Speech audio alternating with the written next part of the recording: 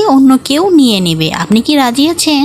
হ্যাঁ হ্যাঁ, আমি রাজি আছি। এরপর দৌড়ে দৌড়ে গিয়ে বিকাশের মাধ্যমে 10,000 টাকা পাঠিয়ে দিল।